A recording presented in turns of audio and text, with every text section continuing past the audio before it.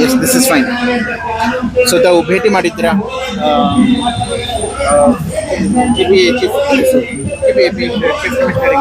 ಏನ್ ಹೇಳಿದ್ರು ಅವರು? ನಾವು ಮಹೇಶ್ವರ ಅವ್ರನ್ನ ಮೀಟ್ ಮಾಡಿದ್ವಿ ಇವತ್ತು. 7 ಸಂಘಟನೆದ ಒಕ್ಕೂಟ ಏನಿದೆ, ಈ 7 ಸಂಘಟನೆ ಒಕ್ಕೂಟದ ಎಲ್ಲ ಪದಾಧಿಕಾರಿಗಳು, ಅದರಲ್ಲಿ ಅವ್ರಿಗೆ ನಾವು ಮುಖ್ಯವಾಗಿ ತಿಳಿಸಿದ್ದೇನೆಂದ್ರೆ ಈ ಎತ್ತಂಗಡಿಗಳು ಏನು ನಡೀತಾ ಇದೆ ಅದು ತಕ್ಷಣ ನಿಲ್ಲಿಸಬೇಕು. ಇದು 2014 ಏನು ನಮ್ಮ ಬೀದಿ ವ್ಯಾಪಾರಿ ಕಾನೂನು ಇದೆ ಮತ್ತು ಸಂವಿಧಾನದ ಬಾಹಿರವಾಗಿದೆ. ಇನ್ನೊಂದು ಇದು ಈ ಥರ ಒಂದು ಅಮಾನ್ಯವಾಗಿ ಬಡ ಜನರನ್ನ, ಬಡ ಬೀದಿ ವ್ಯಾಪಾರನ ಒಂದು ಕಳ್ಳರ ಥರ, ಒಂದು ಕ್ರಿಮಿನಲ್ಸ್ ಥರ ಸರ್ಕಾರ ನೋಡ್ತಾ ಇರೋದು ಮತ್ತು ಅಧಿಕಾರಿಗಳು ಮಾಡ್ತಾ ಇರೋದು, ಇದು ನೀವು ನಿಲ್ಲಿಸ್ಬೇಕಂತ ಹೇಳಿದ್ವಿ. ಎರಡನೇದು ಜಪ್ತ್ ಮಾಡಿರೋ ಎಲ್ಲ ಸಾಮಾನ ವಾಪಸ್ ಕೊಡಬೇಕು ಮತ್ತು ಯಾರು ಎತ್ತಂಗಡಿ ಮಾಡಿದ್ದಾರೆ ವಾಪಸ್ ಅವ್ರಿಗೆ ವ್ಯಾಪಾರ ಮಾಡೋಕ್ಕೆ ಅವಕಾಶ ಮಾಡಿಕೊಡ್ಬೇಕು. ಮೂರನೇದು ನಾವು ಹೇಳಿದ್ದು, ಏನಾದರೂ ನೀವು ಕ್ರಮ ವಹಿಸ್ಬೇಕಂದ್ರೂ 2014 ಏನು ಕಾನೂನಿದೆ ಅದರ ಅಡಿಯಲ್ಲಿ ನೀವು ಮಾಡಬೇಕು. ಸರ್ಕಾರ ಬಂದು ಕಾನೂನಿನ ಮೇಲೆ ಅಲ್ಲ, ಸರ್ಕಾರ ಕಾನೂನನ್ನ ಪಾಲನೆ ಮಾಡಬೇಕು. ಅದು ಬಿಟ್ಟು ಇನ್ನೊಂದಿಷ್ಟು ವಿಚಾರಗಳು ಮಾತಾಡಿದ್ದು. ಅವ್ರು ನಮ್ಮ ಮಾತು ತಿಳಿಸಿದ್ದೇನೆಂದರೆ, ಯಾವುದೇ ಕಾರಣಕ್ಕೆ ಸರ್ಕಾರ ಹೊತ್ತಿಗಿರಲಿ, GB ಆಗಿರಲಿ, ನಾವು ಬೀದಿ ವ್ಯಾಪಾರಿಗಳು ಶತ್ರುಗಳಲ್ಲ. ನಮ್ಮ ಮನಸ್ಸಲ್ಲೂ ಏನು ಒಂದು ಬೆಂಗಳೂರು ಒಂದು ಬೀದಿ ವ್ಯಾಪಾರಿ ಇಲ್ಲದೇ ಇರೋ ಒಂದು ಬೆಂಗಳೂರನ್ನ ನಾವು ಯೋಚನೆ ಮಾಡ್ತಾ ಇಲ್ಲ.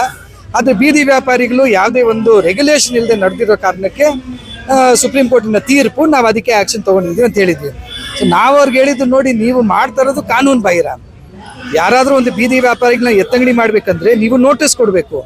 ನಮ್ಮ ಹೈಕೋರ್ಟಿನ ಒಂದು ತೀರ್ಪಿದೆ, ಯಾವುದಾದ್ರೂ ಒಂದು ಫುಟ್ಪಾತಿಂದ ಒಂದು ಒತ್ತುವರಿನ ನೀವು ತೆರವುಗೊಳಿಸ್ಬೇಕಂದ್ರೆ ನೀವು ಅಲ್ಲಿ ಬೀದಿ ವ್ಯಾಪಾರಿಗಳಿದ್ರೆ ಅವರು ಬೀದಿ ವ್ಯಾಪಾರಿ ಕಾನೂನು ಅನುಷ್ಠಾನಕ್ಕೆ ತರಬೇಕಂತ ಒಂದು ಜಡ್ಜ್ಮೆಂಟ್ ಇದ್ರೂ ನೀವು ಯಾಕೆ ಅದನ್ನು ಮಾಡ್ತಾ ಇಲ್ಲ?